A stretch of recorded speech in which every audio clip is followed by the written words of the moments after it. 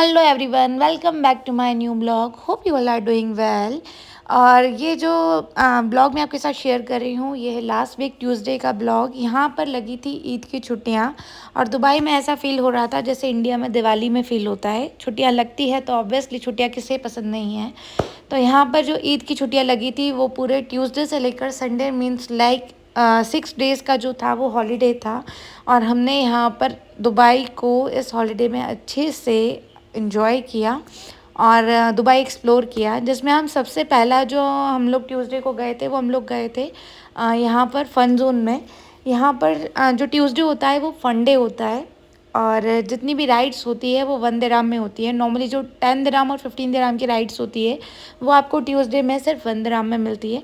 कुछ राइड्स पे ही ये ऑफ़र होता है, सारी राइड्स पे नहीं होता है, बट फिर भी मैक्सिमम राइड्स पे ये ऑफ़र रहता है। तो आप अपने बच्चे के साथ इसे अच्छे से एंजॉय कर सकते हैं।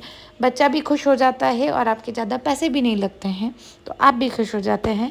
यहाँ पर अमायरा ने अपनी बहुत सारी राइड्स करी। कुछ राइड्स उसने खुद करी जिसमें वो अकेले बैठ सकती थी और कुछ राइड्स उसने पापा के साथ करी और कुछ अपनी मम्मा के साथ। तो यहाँ पर उसने अपनी सारी राइड्स को एंजॉय करा और ट्यूसडे फंडे को हमने भी एंजॉय किया। और यहाँ पर बच्चों की सेफ्टी पर बहुत ध्यान दिया जाता है। उनका मेन प्रायोरिटी बच्चों का सेफ्टी होता है और वो लोग जिस भी राइड पर उसे बिठाते हैं बच्चे को, तो उसे बेल्ट से प्रॉपर प्रिकॉशनली कवर करते हैं। और यहाँ सारी राइड्स फिनिश होने के बाद हम लोग पहुँचे ठंडा ठंडा कुछ खाने के लिए। तो हम लोग पहुँचे मैकडी की सॉफ्टी आइसक्रीम खाई हमने वहाँ। और उसके बाद हम लोग पहुँचे लुलु हाइपर मार्ट।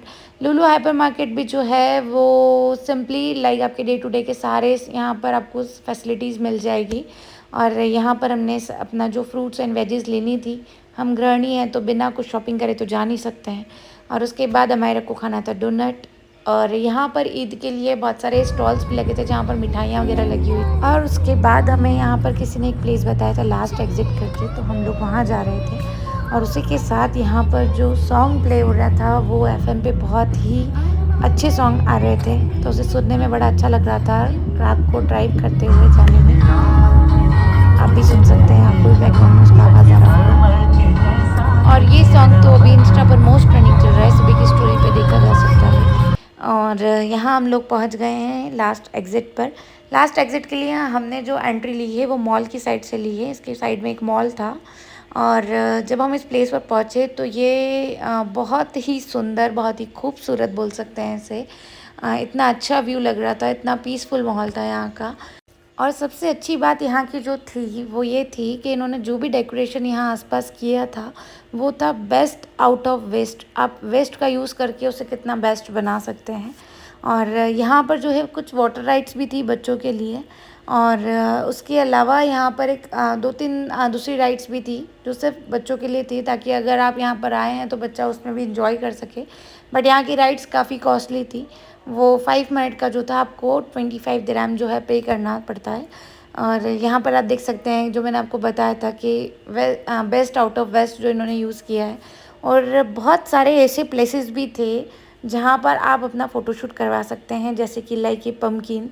उसके बाद यहाँ से हम लोग चले दूसरी साइड और बैक साइड पर जो है यहाँ पर बने हुए थे बहुत सारे रेस्टोरेंट्स, कैफ़े।